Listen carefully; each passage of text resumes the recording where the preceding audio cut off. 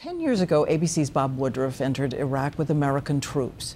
Tonight, some of them, through him, send a message for everyone who remembers. The invasion began with shock and awe. There were early successes, but years of bloodshed followed. I was there in the beginning, embedded with the Marines. How's it going, Bob? In that first week, I got to know Jesus Suarez del Solar. Hopefully we'll get this done and come home soon. A week later, he was killed by an unexploded artillery shell. By the time the war was over, we would lose 4,488, more than 32,000 visibly injured.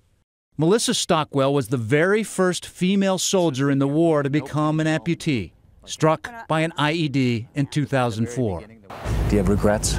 No, not at all. Since then, she has become a world champion triathlete. We asked her today if those feelings have changed. I'm as proud as ever. You know, I show my leg off with the red, the white, and the blue, just kind of living proof that life does go on. 3 years into the war, Jeff Landay was struck by an IED, unconscious for 32 days. I met him then in the Bethesda Naval Hospital. I can't show it. He can't remember anything from that interview, but today he owns a new house and is back in college. I knew that there could be a high possibility of me being wounded. I didn't believe I was going to get wounded as traumatically as I did, but you know, I don't regret 1 second of it. And if they gave me the chance, I would go back. And how do they want Americans to think of them now? I want people to look beyond what happened overseas. I mean, they can see the scars I've got on my head and my jaw and my shoulder and all that stuff.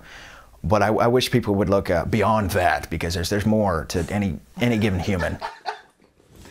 Now, about 1.5 million Americans have served in the war in Iraq, and most of those that I know, Diane, have told me that no matter what you feel about the war, for it or against it, history is going to make that determination. But for now, Americans have to thank those veterans for what they've done and for what they are. We do. We thank them and thank you as well, Bob.